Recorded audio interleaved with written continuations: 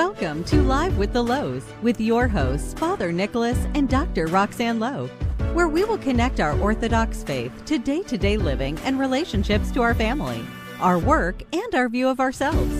Father Nicholas is the priest at St. John the Divine Greek Orthodox Church in Jacksonville, and Dr. Roxanne is a licensed clinical psychologist who uses her extensive training in private practice. Questions are welcome by calling 855-237-2346. That's 855-237-2346. Here now is Father Nicholas and Dr. Roxanne. Well, good evening, everyone, and welcome to Live with the Louhs. We are so grateful that you're joining us on this Tuesday evening. We are so hopeful that this show tonight can not only inspire you, but motivate you in your own walk of faith. If you're new to Live with the Louhs, it's a show that marries both faith and psychology together to really give you some guiding principles that you can live by in your walk of faith. And we encourage you that if you do or have been listening to our show, to please share it with your friends and family. The show airs every single Tuesday evening at 8 p.m. right here on Ancient Faith Radio. You know, before we dive into tonight's really important topic, I do want to encourage you, as I do every week, to stay connected to us by joining our social media platforms. We are on Facebook, we're on Twitter and Instagram, all under the headings of The Louhs. And that last name is spelled Louhs. And also, if you're wanting to listen to our sermons, Roxanne and I collaborate on every one of our sermons that we give out on Sundays. You can find all of an archive of all of our sermons simply by going to our YouTube channel and subscribing to it today. All you have to do is go to youtube.com and then simply put in The Louhs. You'll be able to get access to all of our sermons and definitely share them with your friends and family. And finally, if you want to receive a daily word of encouragement, we began sending these out a couple of years ago, and basically we just send them into your email inbox. If you're interested in receiving them, go to our website at thelouhs.com. That's Louhs.com. Click on that subscribe button, and all you have to do is simply put in your email address. Every single morning at 7 a.m. Eastern Time, you'll receive one of our words of encouragement. And as always, we definitely want to hear from you. We would like to hear your thoughts about our topic tonight. So if you'd like to call us at 1-855-237-2346. That's 1-855-237-2346.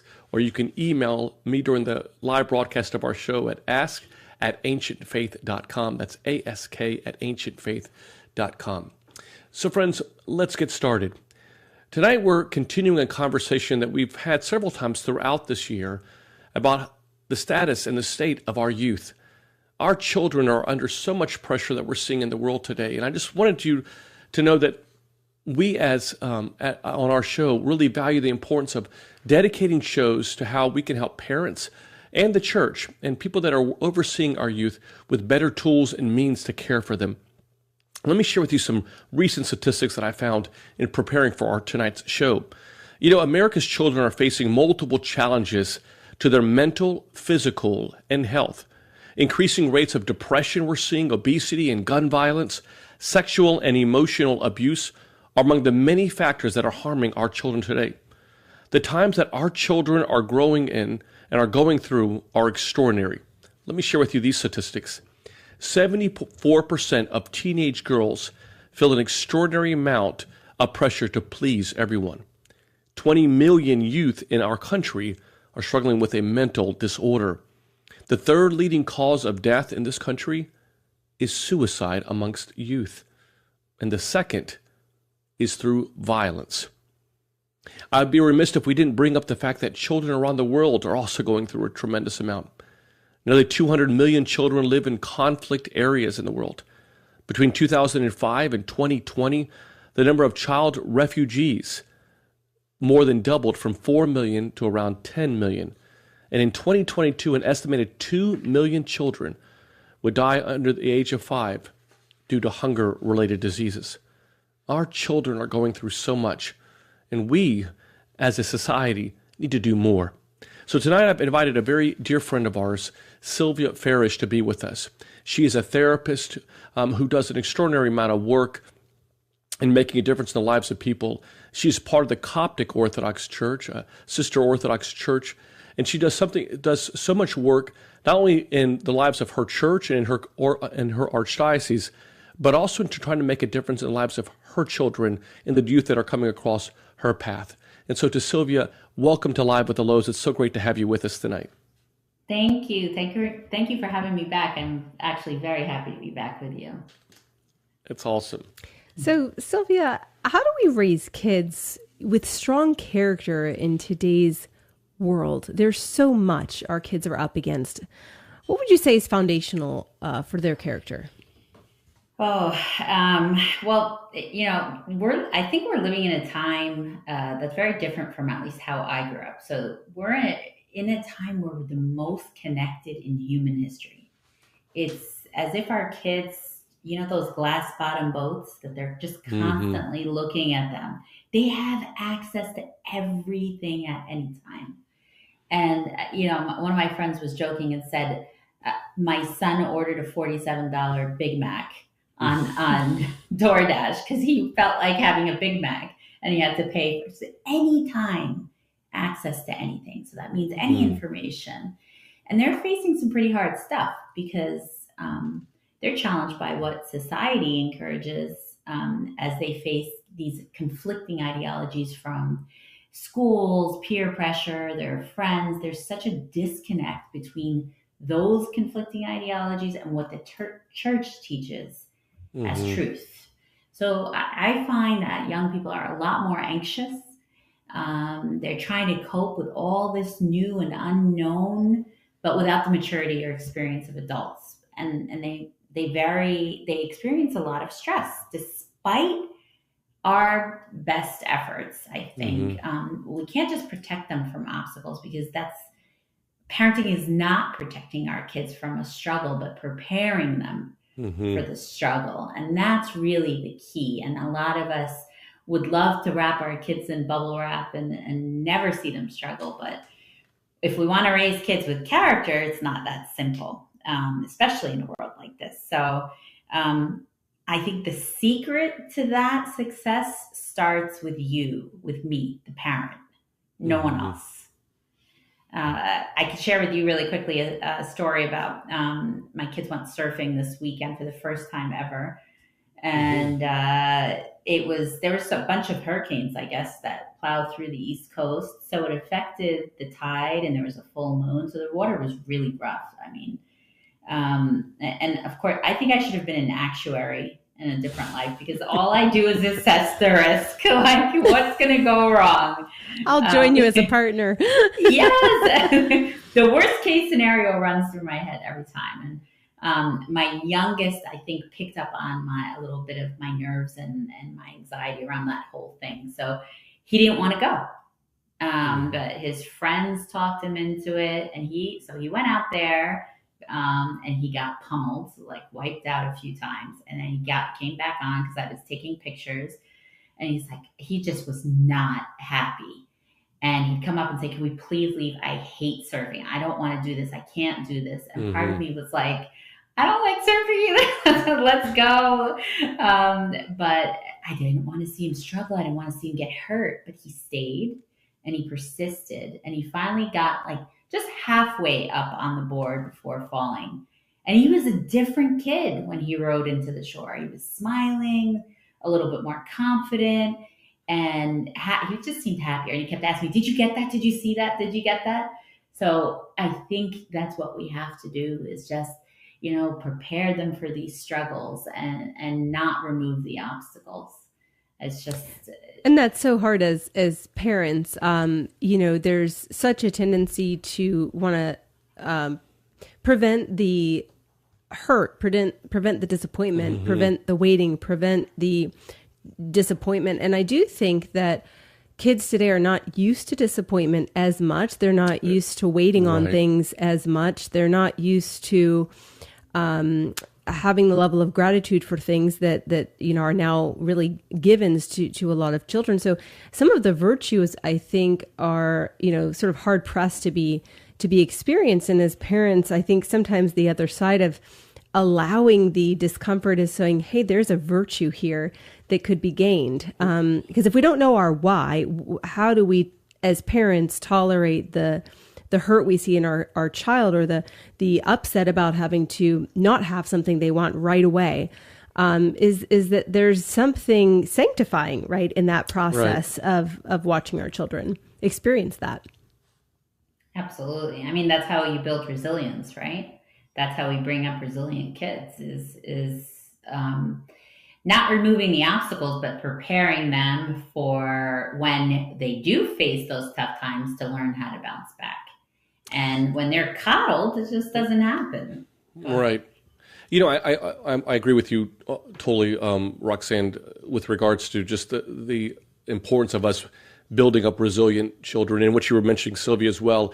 I think, you know, when we look at this, the landscape of what our youth are going through, just in general, I mean, we can't help but think how different the landscape has changed over the last 5 years, or even the last several years, where we're seeing that, you know, gun violence is one of the top leading causes of death for our youth. I mean, we're dealing with issues of the questions of our own identity, who we are, you know, not to mention, you know, high levels of depression, mental disorders that we're seeing them impacted with. You know, when we canvass that, it's one of those things that, you know, not only do we have to balance this idea of building up resilient children, but we also have to recognize that what they're being bombarded with on a day-to-day basis, you know, there's a balance that has to kind of take place where they're dealing with things that, you know, just even a generation or two prior to this would have seemed so foreign from now. I mean, when you see your patients, and especially those that are children, I mean, how do you kind of guide them to almost build in that resiliency within themselves? What would you tell the parents that are listening here tonight about how to strengthen our children to deal with the things that they're being faced with? Is that question for myself or for you? Yeah, I'm sorry, for you, okay. Silvia. Yes, please. Yeah. So, you know, the beauty of what we're doing here today is that we are able to balance that with the values and virtues of the kingdom of God, right? So we have to start with the end in mind. That's like the ultimate goal. We can't protect them from what is happening in the world. But we have to prepare them. So how do we do that? I find a lot of the kids that are walking into my door are not able to talk to their parents about certain things. Mm-hmm. They're either going to get in a ton of trouble, or things are not known. There's a lot of secrecy, or they don't feel safe enough because mom or dad tend to be very harsh.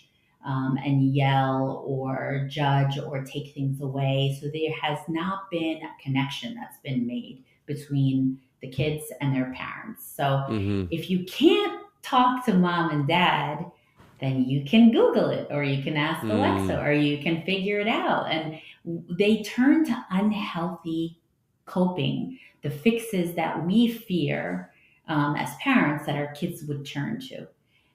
When we don't have these conversations at home. And I will say this the entire time, everything starts at home. And there is somehow a disconnect. I find that I like to foster a conversation fit, you know, teach mom and dad and their kids how to talk without blaming, without shaming, make it safe, open up, right? So we're told we have to connect before we correct. And sometimes we just want to correct. We just want to lecture. And you'd be surprised at how many of us take this piece for granted and not take the time to connect first.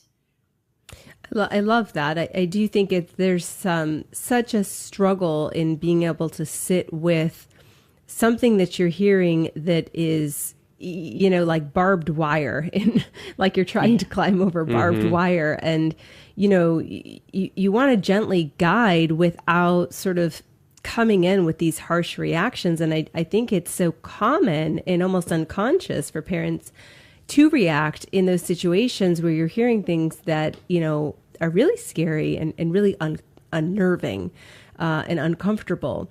And so what would you say to parents who need to be able to enter an experience enough to understand it, enough to get all the onion layers peeled back before sort of the guidance comes in, and to make it safe for their kids to talk so that, their parents can listen. Well, I think parenting requires endless patience, and it's not the patience that puts up with like inappropriate behavior, but the patience that intervenes effectively, repeatedly, as long as your child is struggling, right? Like, we have to check ourselves. So if we're patient, this allows your child the opportunity to struggle, but that means they're going to grow. They're going to learn. And they're going to acquire these values and these virtues, the character we're talking about, that they are going to need as adults. But patience means that we respond consistently and appropriately every time they struggle, because we've got those beautiful long-term goals in mind. And the problem is a lot of us don't do that, right? It's the hardest part comes to sticking to your guns, right? Whining, crying, angry outbursts. Don't change your mind. You have to follow through. That's the hardest part. I know I don't do it. But when they know that mom and dad have a backbone of steel, case is closed. That's it. And I think the follow through and the consistency is so important. I mean, I was once so tired that I canceled Christmas. I'm like, that's it. I'm not. Of course I didn't follow through. They called my bluff. But it's important to be patient and to check in with yourself too. Like, what is my child triggering me in right? Right. But how, I love how you're sharing the importance of the parents being on the same page. What would you say are some tools just to kind of help those parents who are tuning in tonight? What would you say are some ways that parents outside of that initial communication with their child about the topics that we're talking about tonight, or even the struggle that child may have, what are some tools that you would recommend for those for the parents to kind of come together to have some sort of like some rules that they follow when they're at times being pinned one against the other? Oh, our kids are so good at doing that too, right? I think it's important to talk about this as a team, as one, and invite each other into the conversation. That it's really important when this is happening that you check in with me and see if, in fact, I agree to allow them to have social media account, something like that, right? We have to be on the same page, but it's more than that. We have to talk. We have to know what's going on. And there's usually one parent that seems to be more on top of this stuff than the other. It's just, one has certain strengths, then one has the other strength. It's complementary. I monitor my kids' social media stuff. My husband, he doesn't have social media, so it's not just not important to him. And he knows I've got it. So he trusts that I will let him know when something we need to talk about. When there's something we need to talk about, we'll do it together, and be on the same team and not argue about it in front of them. We can argue about it later. But that's really important.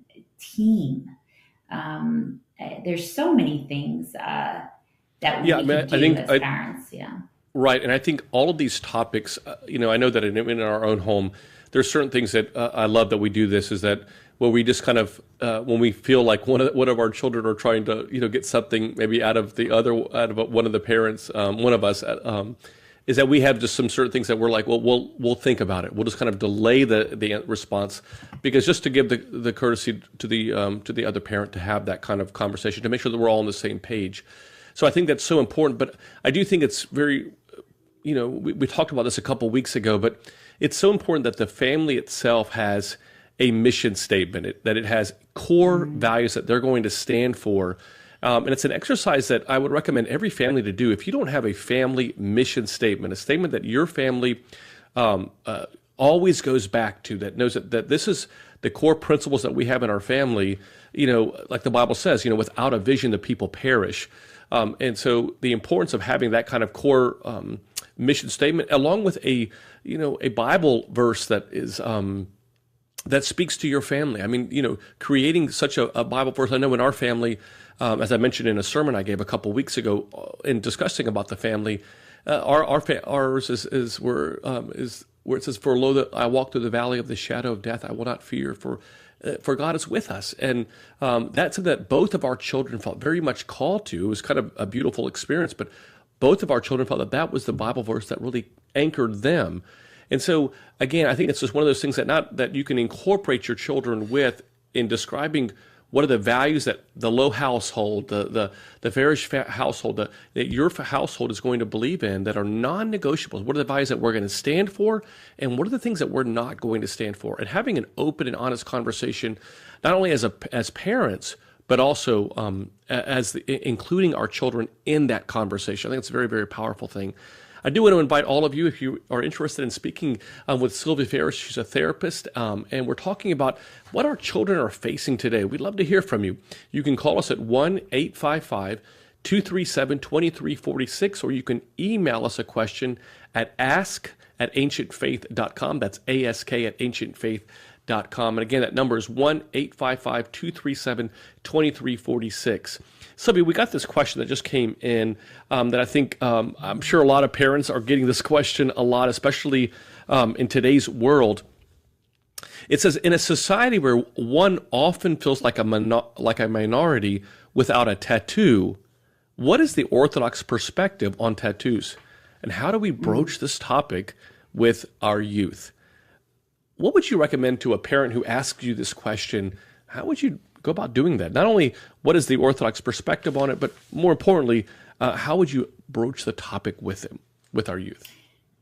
I would like to see and invite the parents in and see what their beliefs around tattoos are, how they do it in their home. I wish there was a one size fits all. I mean, you might be able to speak more, Father, to the Orthodox understanding of that. I know, my daughter wanted to get a second piercing, and I said, absolutely not. Your body is a temple. We talk about this all the time. But when it came to tattoos, because we as Copts, we have, traditionally, we have the Coptic cross on the inside of our right wrist. Mm-hmm. And that has become very much a symbolism of who we are as Copts, because it was a mark, and when we entered church, for them to know that we belonged to this church in Egypt, that we weren't going, we weren't somehow sneaking in or up to no good. That was almost like our ID card. And it's become a beautiful symbol of faith. I personally don't have one. It's just my personal belief was what I told my kids: would you put a bumper sticker on a McLaren? And they said no. I said, okay, so you have to treat your body as such. But that's my personal feeling. So I think that's in every family. You have to just discuss what's okay with mom and dad. But I will allow you to speak on what the church feels. Arsen, do you have any comments or thoughts on this?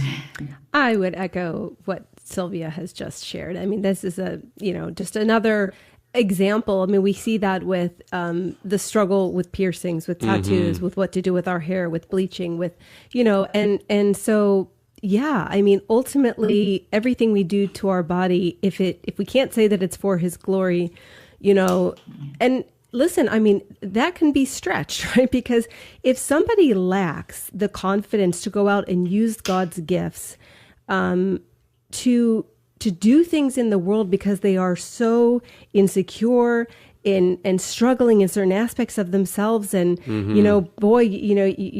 you gave them something aesthetic and it really brought them out of their shell. Well, then now they're doing things that have been uniquely equipped within them to do in this world, and you can see sort of God's glory coming true in that situation. To me, it worked for good, right? And so I think that we sort of have to look at what is the motivation, what is this going to do for the soul, for the character, for the person, and I think, as you said, it's really hard with a one size fits all, because there are people who battle immense insecurities, and it really does stifle their abilities to go out and do and use the gifts God has given them. I love both of what you're sharing. I definitely agree that it is the motivation behind whatever we do with anything that we do, much less tattooing and piercing, needs to be at the forefront of the conversation. And I think it's wise, which you were sharing, Sylvia, as well, that we have an opportunity to have the parents actually have a genuine conversation. I think that oftentimes, people can respond and react to just the actual tattooing as if that's the only thing. But I think the deeper question would be is, how am I using my body, my spirit, my soul, my words? How am I using that to give God glory and allow that, having that deep and sincere conversation with it? I think if we're honest with ourselves, more of what we're seeing in the world today, I would say, is not necessarily doing that. I think a lot of that's becoming much more of a, art that people, that people are yearning for, and there's a beauty in that, I guess. I think, though, that for us as Orthodox Christians, and really as Christians in general, I just would always ask you, what is the intent behind it? What is your true motivation? When you get deep, what is the motivation behind it? And hopefully, when you get to that, there's a revelation that comes about, not to mention the areas of the Scripture that talk about how our bodies should be vessels and should be utilized ultimately for God's glory. Here's another question that just came in as well. The question says, I think I see it right here. Yeah. May God continue to bless this ministry. I'm struggling to find the right tools to help my child who's suffering from low self-esteem, lack of confidence in herself, anxiety, social anxiety, lack of peer support, lack of desire to be in school. And all of that is coming from the above factors of the confidence, anxiety, and low self-esteem. I know the society we live in doesn't help, and my prayers are keeping me afloat to not lose hope. But I feel powerless in front of this problem, and I'm asking God for wisdom and knowledge to be a bit of help to my child. How can I help besides leaning on my faith?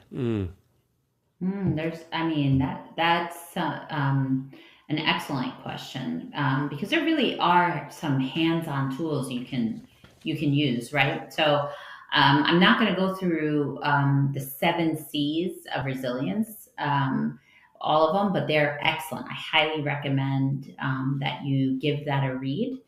But the 7 C's are scientifically evidence-based tools that you use to build resilience in children and teens. I believe it's competence, confidence, contribution, character, coping. I mean, they're incredible. But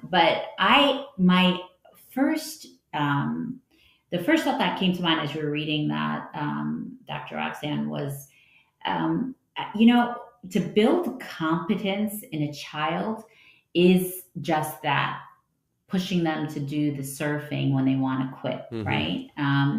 Just aiding this sense of independence. It sounds like she needs, or he needs, given that this depression doesn't need to be addressed, but successful kids have this strong sense of self that isn't easily compromised by external influences.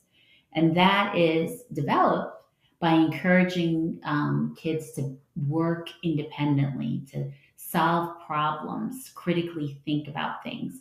I saw this video by Adam Grant. He's a organizational psychologist, and he said, when I build resilience in kids, I did this with my daughter who was doing a play in school, and she was a little nervous and had some stage fright.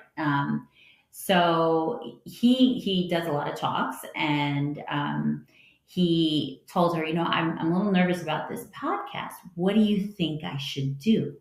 He invited her into the conversation. He allowed her to share her thoughts and her opinions. He listened. He actually was present and listening to what she was saying and to his suggestions. So when it came to her turn, to get on that stage, he said the same thing. Well, what do you think would be the best thing that you could do and get out there? And it was wonderful. So, when you're really controlling as a parent, that kind of feeds into that low self-confidence by telling our kids what to do all the time, and it creates this unhealthy dependence. We want our kids to think for themselves and make decisions within our guardrails, right? Within our values and virtues. So the goal is to raise a kid who's independent but emotionally connected to us in healthy ways. So I would encourage you to speak to your child maybe about stepping out of their comfort zone. It could be something like trying a new sport, doing something that they normally wouldn't do, like the surfing, for example, or, something social, and just allowing them to struggle while you're there through it. And you might be pleasantly surprised with the outcome, right? Because that's where they learn. It's in the struggle. Yeah. And, I think that's so important, just that exposure to different things and sort of getting outside the comfort zone of what everyone else may be doing, because maybe we were uniquely equipped to do something different.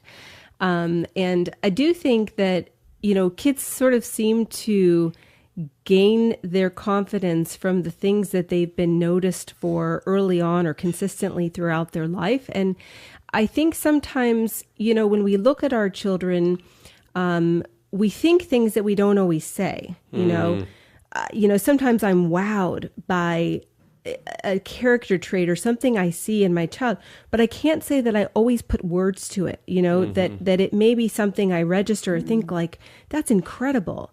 But did I say it? Did I share it?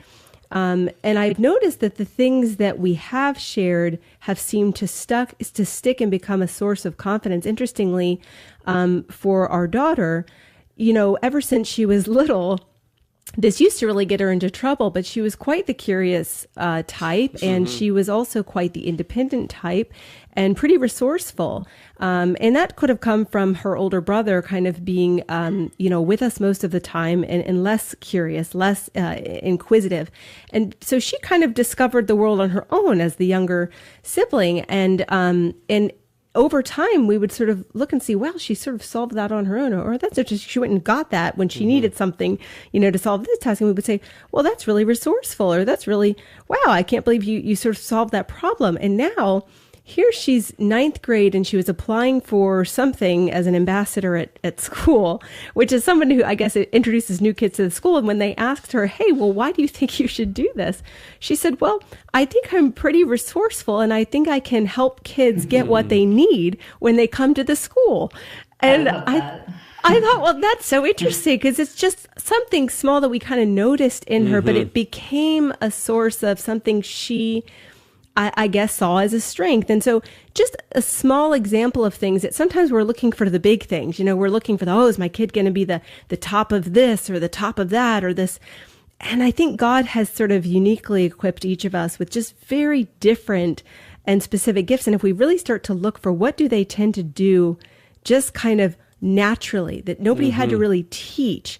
And it wasn't hard, for them to learn it. It could eventually become, one of their gifts that becomes a source of their confidence, and it doesn't go anywhere because it was intrinsic. And so just looking for little things like that, I think, can be a fun tool for parents too. I love that. I mean, it doesn't have to be goal oriented all the time. And this, tied to an achievement or an accomplishment. Right. But it could be something almost like, I say this to some families. Are you, when your child comes home from school, are you happy to see them when they walk in the door? Light up when they walk in the room. So you got to check yourself. They will notice when you look up from your laptop or your phone and you're smiling and you're actually happy to see them. That kind of stuff really counts. Oh, it's huge. I mean, the other day, my daughter said, the happiest time of my day is when you come into my room. And you just come in. It's this moment of value happened. Yeah. And not that I was looking to assign value, but the value kind of happened. So I think it's sometimes we're looking as parents for all these really big things. And often what I'm reminded of when I look up and say, thank you, God, for showing me, what's important, it's these small things, that I think kids sort of begin to define and feel some level of value. And I'd say look for the virtues as a start. Which of the virtues do they tend to sort of, one of my 4-year-olds in the Sunday school class just gave me a thank you card. Thank you for being my first Sunday school teacher. and I said to the mother, wow, did you have her do that's incredible. She says, oh no, she did it on her own. Wow. Gratitude just, emitted from her. And so again, like, looking for these virtues in our kids that are kind of naturally there, I think become a source of confidence that nobody can take away. I love that. That's such a beautiful thing.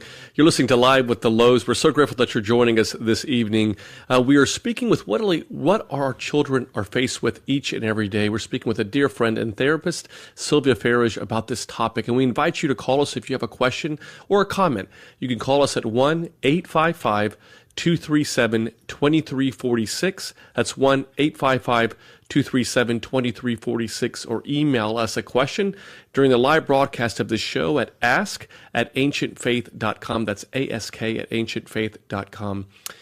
Silvia, as we're talking about, really, as parents, we all struggle at times to be the right parents. I mean, we make mistakes. All of us do, no matter who we are, and no matter how gifted we think that we may be, we struggle. We can all make mistakes.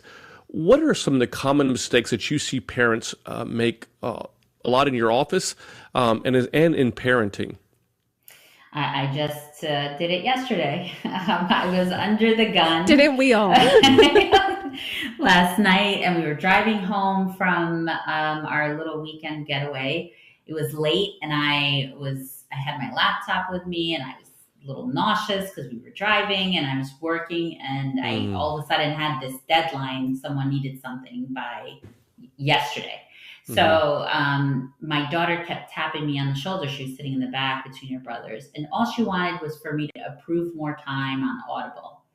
And I was ignoring her and just buried into my work. And then Mom. And I snapped. I'm like, yeah, you have to wait. Can't you see I'm doing something? And I felt terrible. And she fell asleep by the time, 2-3 minutes later, I turned around to say, I'm sorry, which is a very common mistake. We have to recognize when we make a mistake and apologize to our kids. Because isn't that the most powerful tool that we have as parents to model? So, it ate me up all night, and I felt terrible. She didn't even remember. But it's not uncommon for us to doubt our approach sometimes because we're so overwhelmed. Did I love them enough? Did I do enough? But kids are not looking for attention. They're looking for connection. It is central, and kids are they're wired to seek it. When you're on the phone and all of a sudden everything was quiet, but as soon as mom gets on the phone, it's like, what happened? It's the witching hour because they can feel we disconnected from them. They feel it. Not available. Right. Yes. Yeah. I heard someone put it like, our kids don't need more presents. They need us to be present. I love that. Yeah. Absolutely. Yeah. Well, we and do I think it does now. Sorry. Go ahead. Instead of these big, ridiculous tech gifts that every 10 minutes something new comes out, we do experiences for their birthdays or their and it doesn't have to be anything crazy, just a day together. We go see a show or go do something that they want to do. You're present with your child and forming core memories. They're never going to forget it. Absolutely. And I think sometimes we sometimes forget that it's also, it's okay to verbalize when we are struggling with something ourselves. And it sort of introduces this sort of perspective taking for kids to know where they stop and you begin, that my reaction isn't because you're not valuable. In that situation, your reaction wasn't because she wasn't valuable. It was because I've got this incredible deadline and so much on me, and I'm nauseous in the car. And, sometimes we don't always verbalize, because especially as parents, we absorb. And we don't always put words on everything that we're absorbing. And so no one knows, and suddenly we react, and kids are like, oh man, does mom just not care about me? Well, of course not, and so I do think that there's some merit in putting words on what we experience, and just being able to say, hey, I've had a very overwhelming day. I don't have a lot of energy at this point in my day. Or I want to connect, but I probably need to disconnect first. I need maybe half hour to go walk outside, and then I think I'll be more ready, able to listen. I find myself communicating that sometimes. I want to hear you, but I can't. Like I can't tune in the way you need me to. Can give me some time. And I think it's good for kids to see that too, because it's sort of, again, perspective taking. But they also then don't take it personally. They don't personalize our reactivity or our lack of wanting to respond, because it's not usually about them and what they're doing, but more so about what's on our plates that we don't always share. And that also teaches them how to tune in with what they're feeling and to be aware. I love that, Sylvia, we have another question, an email. We have actually several email questions that are coming in live onto the show. Here's one that's definitely a very difficult question, but the question is this. It says, our teenage daughter is threatening to cut herself and burn herself. How should we handle this? Sylvia, you want to start, and then maybe Roxanne, you can add as well. You need to seek professional help. Absolutely. The self-harm is becoming very common among teens and tweens, and they're getting really good at hiding it. So it's not always obvious. First of all, it's great that you are aware of this, but now the next step is we need to actually seek help. She needs professional help. Not to interrupt you, but I think, for some of the parents that are here, that are listening, may not be aware about why is this. First of all, talk to us about what this self-harm is. Why are our young teenagers cutting themselves or finding hurt or hurting themselves physically? What's behind all that?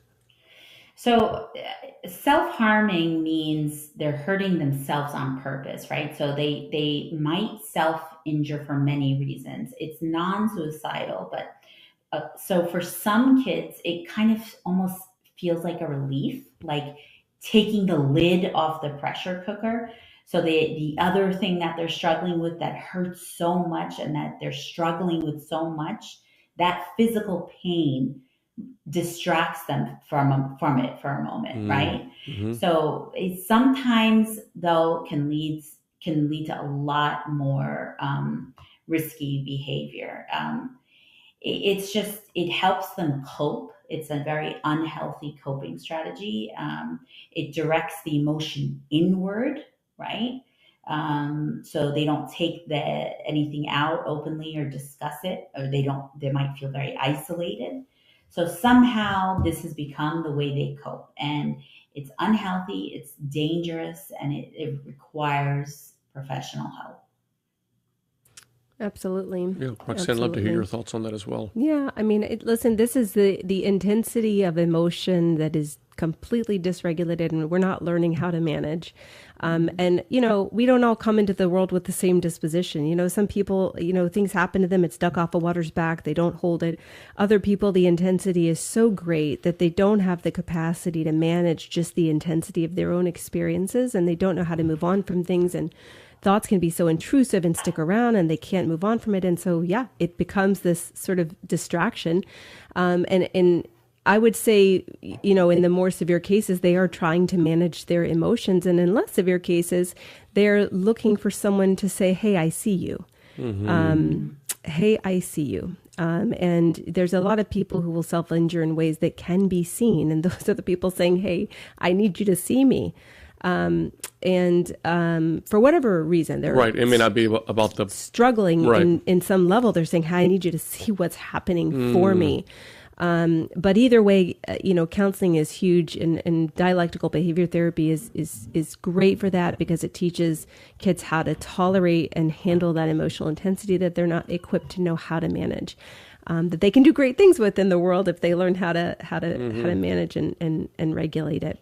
Great points. Great points. We are speaking with Silvia Farag. She is a therapist. We're talking about what our children are facing today, friends, and we're so grateful that you're joining us on Live with the Louhs. And we invite you, if you'd like to, there's about another 15 minutes left of our show, to give us a call if you have a question for Silvia. You can call us at 1-855-237-2346. That's 1-855-237-2346. Or email me a question during the live broadcast of our show at ask@ancientfaith.com. That's ask@ancientfaith.com. So it looks like we have another question that's just come in. And this one probably speaks to a lot of kids' experience in today's world. And the writer says, "My children are in 3rd grade in kindergarten this year.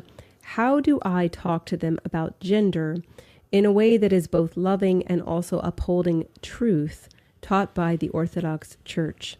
Even in the 3rd grade at 8 years old, my daughter is already encountering other students who identify as they or them or the opposite gender to their sex. This is very confusing for kids. And what would you say to this parent who, I'm sure this speaks to the masses of parents who are looking for how to respond to some of what our kids are dealing with? These conversations have to happen. They absolutely have to happen at home. They're difficult conversations, but we have to discuss these things with our kids at the age appropriate, as much as they can understand. So the way I speak to my 3rd grader will be different than how I speak to my 6th grader. But they, like what we said in the beginning of this talk, is that they will get the information if they want to find out. And it's not going to be around our values. So I encourage you to speak to your child about the values and virtues that you hold as an Orthodox family, and just what Father Nick said, your mission statement, who we are, the non-negotiables. Yes, maybe our neighbor does that, but in our home, we do this, and that's okay. And build them up that they understand their identity in Christ and their identity in their family and their connection to the values and virtues of the kingdom of God. So have those conversations. Don't broach them. Absolutely have them. I just did a pornography talk for 10-year-olds, and a lot of the parents didn't want their children to attend because they thought their kids were not aware, never seen any inappropriate pictures. I'm like, your child has a device. Your child, unfortunately, has seen. So now it's time that we teach what is happening, what they saw, what they need to do to prevent this from going further. I think that's so wise, to be able to walk into these conversations. And I do think, in speaking of some of the greatest mistakes that, we're seeing across the board as parents are, thinking their kids have not experienced or have not been exposed to. And so they're not having those conversations. Or if it does come up, they're kind of quick to want to brush it aside, without really a thorough explanation. And I think these are conversations that are important to have at home with parents, but I think they're also important to have with your priest, because what is truth in light of what we see with gender today? This is a big topic. In fact, we should probably do a show on just that, because there's so much to be said. And I know how we would speak to our children about these sort of situations. We had just a conversation the other day as we were walking, in trying to sort of show a different understanding to what they're seeing. It's not always what we think is behind. They know you got to peel back the onion later, and everybody has a story. And learning to sort of understand that and make room for that, knowing that we're also called to love those people, but also understand, there's a vast array of variables that define and kind of come together to create these experiences. But I think that we have to have a firm foundation ourselves in how we're looking at it if we're going to be able to have that conversation with our children. And we also don't want to be super condemning, right? Because, I mean, again, if we look at how Christ handled situations like this, he had this amazing way of just saying, hey, I love you, you know, you have value to me, you know, hey, but just change this direction, you know, and there was no harsh condemnation. There was just love. And I think that we're struggling to do that today.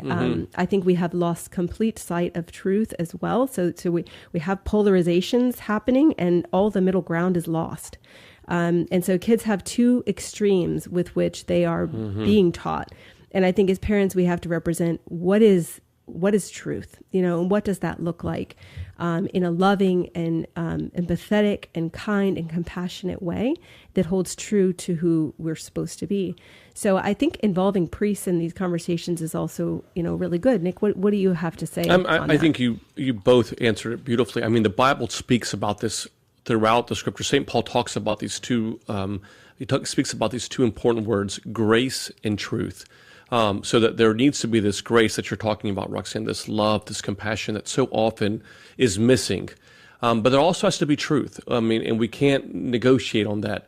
I think sometimes what's ended up happening is that you have sometimes too much of the truth and not enough grace, or too much grace where it's like, well, hey, if this is who you are, just go ahead and do it, with no truth.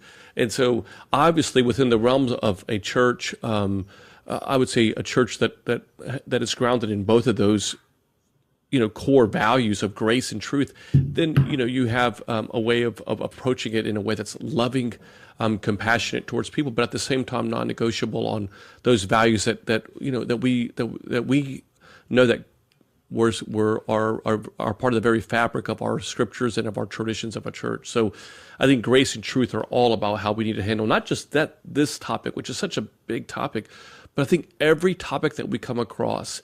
I mean, we have to remember that in John chapter 8, Jesus takes the woman that at that time she was accused of adultery, and the Pharisees, the religious leaders, brings her and they throw her in front of them. And at that time, someone that had committed adultery, the punishment was death. It wasn't a slap on the wrist or divorce; it was death. They would oftentimes stone them, and Jesus would. In one of the most, I think, iconic visuals that we can have, that we see in Scripture, is that he just simply goes and puts his finger on the ground. And the tradition in the Orthodox Church is that he begins to write out all of the sins of the Pharisees. And then he simply says to the Pharisees, we never hear a reply back from the Pharisees at all. He simply just said, he gets up from from where he was seated, writes on the sand, and then he says to them, "He who is without sin cast the first stone." And then all it says is that the Pharisees leave grumbling and upset. No comment to that, because they saw firsthand what it is. And so, again, going back to that whole importance that none of us are without sin. We all have struggles. And if we looked, we want people to look at us with grace and truth. And that's the same lens that we should look at people as well. It reminds me of this beautiful quote that I read, and it stays with me always. Sinners judging sinners for sinning differently.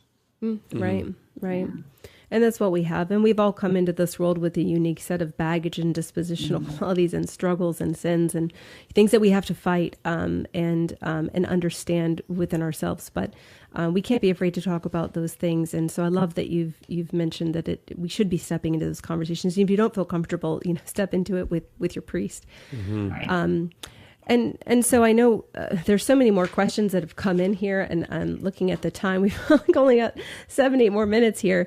But what would you say is one of the most important tools, that we as parents can be giving our children? I mean, we said the most important tool I think we as parents have is modeling, right? Because we have to live out what we're teaching them. They're always learning and we're always teaching, even when it's quiet, how we react in the car. This is so important, is for us to model how we want our children to live. everything that we fear in adolescence, everything we don't want for our kids, whether it's the cutting, the self-harming that we discussed, or unhealthy relationships.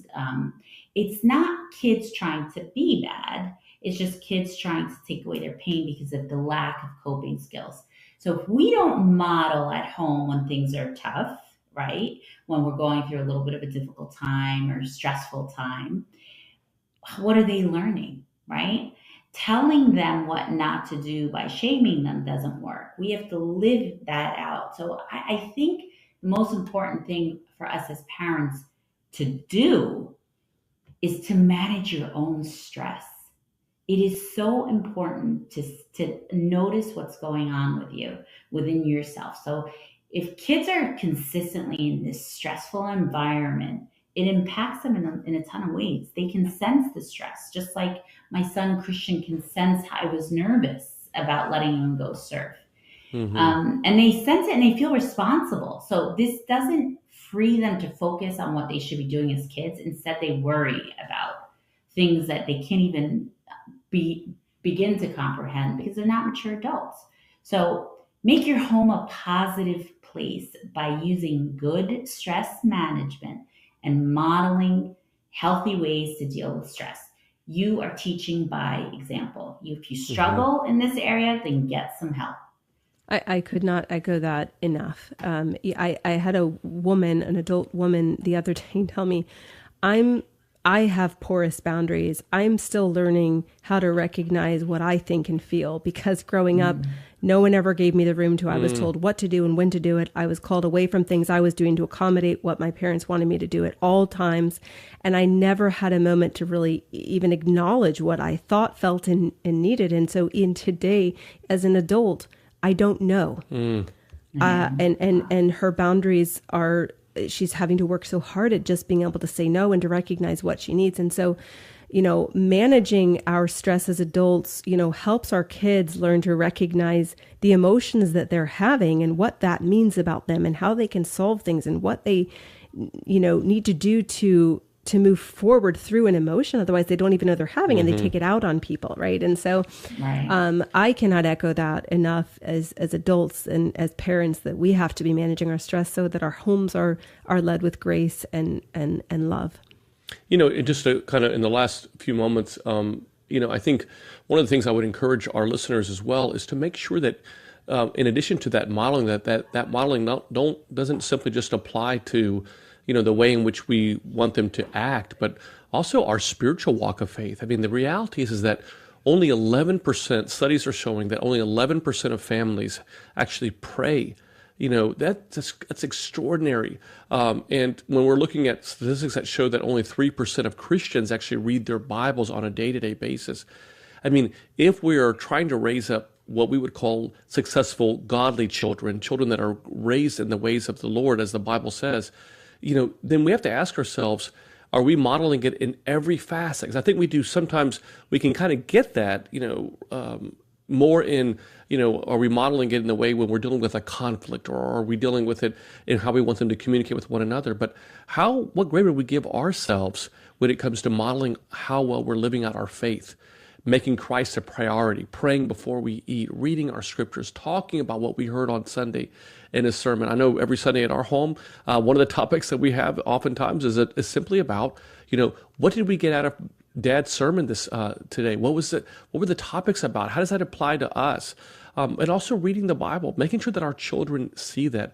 I have found that, like the old adage of more is caught than taught, applies to every facet of our life as parents. So, we talk about this important about, how we're communicating with them, but I would also say, watch how we're living in front of them, how we're acting towards them in every facet of our life. Wouldn't you agree with that, Silvia? And I know, Roxanne, I know you feel the same way. Oh, absolutely. I think the greatest gift you can give your child is to live a life that's balanced, that glorifies God, and demonstrate that when you're faced with those challenges, and we all are, that you actually take the active steps you need to bounce back, that you don't fall apart or turn to unhealthy fixes.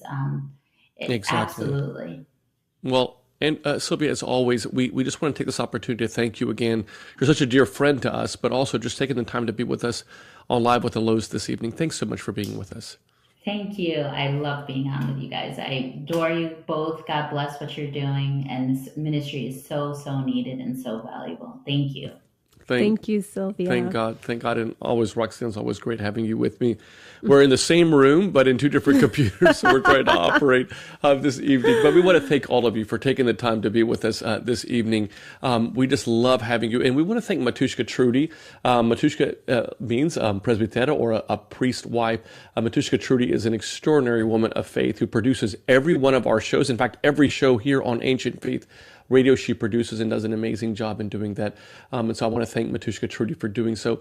Friends, next Tuesday, we're dedicating the show to 9/11. It's going to be the 22nd anniversary of 9/11, and we're speaking with Father Andreas Vilthukas, who is the parish priest of the St. Nicholas Greek Orthodox National Shrine at Ground Zero. This is the first time that he's been on here on our radio, and the first time here on Ancient Faith Radio. You don't want to miss this show about how St. Nicholas the Shrine is impacting so many people, thousands of people every single day who are visiting the World Trade Center, but also seeing a beacon of hope and light that's found in Christ in that little shrine that's there at the trade where the World Trade Centers were. So definitely be with us. That's next Tuesday. My friends, God bless you all, and stay strong in your walk of faith. Father Nick and Dr. Roxanne are the authors of the book Renewing You, a priest, a psychologist, and a plan, which can be purchased at store.ancientfaith.com. Their daily inspirational messages can be found at thelouhs.com/subscribe. Be sure also to search for The Louhs on Facebook, Twitter, Instagram, and YouTube. Live with the Louhs is a listener-supported presentation of Ancient Faith Radio.